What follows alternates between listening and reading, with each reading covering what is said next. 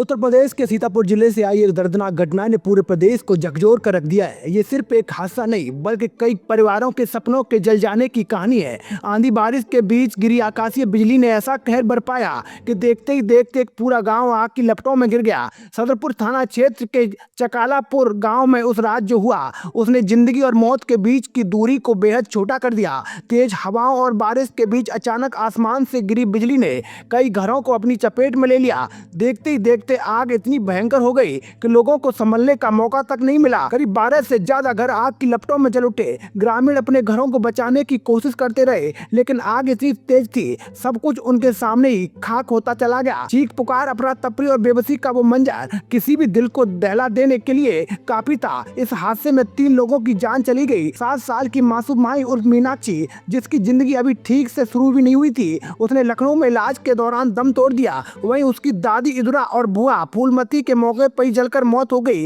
एक ही परिवार के 3 लोगों का यूं ही चले जाना पूरे गांव के लिए गहरा सदमा बन गया। हर आंख नम है और हर दिल में एक ही सवाल है, क्या इस त्रासदी को रोका जा सकता था? इस भीषण आग ने सिर्फ जान ही नहीं ली बल्कि लोगों की पूरी गृहस्थी को भी निगल लिया। जिन घरों में कभी चूल्हा जलता था वहां अब सिर्फ राख और मलबा बचा है। कपड़े, अनाज, जरूरी दस्तावेज, बच्चों की किताबें, सब कुछ आग में जलकर खत्म हो गया। जिन परिवारों ने सालों की मेहनत से अपना घर बनाया था वे एक ही रात में बेघर हो गए। लेकिन इसी रात के बीच से एक ऐसी तस्वीर सामने आई जिसने हर किसी को भावुक कर दिया और रुलाने पर मजबूर कर दिया। एक छोटी बच्ची जिसकी किताबें आग में जल चुकी थीं, वो उसी रात के बीच बैठकर पढ़ाई करती नजर आई। ये दृश्य सिर्फ दर्द नहीं बल्कि हिम्मत और जज्बे का भी प्रतीक बन गया। इस तस्वीर ने यह भी दिखा दिया कि हालात कितने भी मुश्किल क्यों न हो, अगर मन में कुछ करने की ठान ली जाए तो रास्ते खुद बन जाते हैं। और इस मार्मिक तस्वीर को समाजवादी पार्टी के राष्ट्रीय अध्यक्ष अखिलेश यादव ने अपने सोशल मीडिया प्लेटफॉर्म एक्स पर साझा किया। उन्होंने इस बच्ची के जज्बे को सराहना करते हुए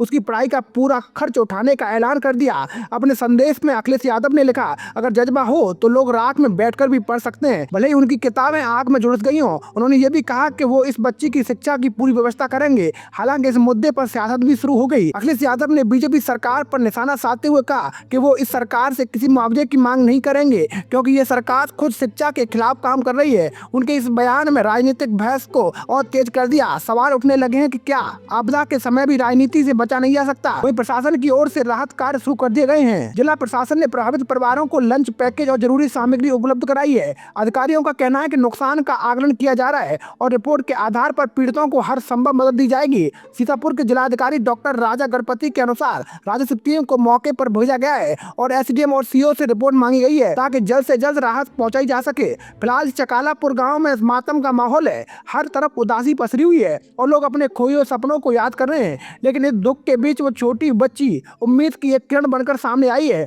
जो ये बता रही है कि मुश्किलें चाहे कितनी भी बड़ी क्यों न हो, हौसला उनसे बड़ा होना चाहिए। ये घटना सिर्फ एक गांव या एक जिले की नहीं है बल्कि ये पूरे समाज के लिए एक आईना है। ये हमें याद दिलाती है कि भाई प्राकृतिक आपदाएं कब और कैसे जिंदगी बदल देती हैं इसका कोई अंदाजा नहीं होता। साथ ही ये भी सिखा दिया कि ऐसे समय में इंसानियत, सहयोग और संवेदनशील ही सबसे बड़ी ताकत होती है। अब देखना ये होगा कि प्रशासन और सरकार इस त्रासदी से उबरने में कितनी पीड़ितों की मदद कर पाती है और क्या भविष्य में ऐसी घटनाओं से बचाव के लिए कोई ठोस कदम उठाए जाते हैं। जय हिंद, जय भारत।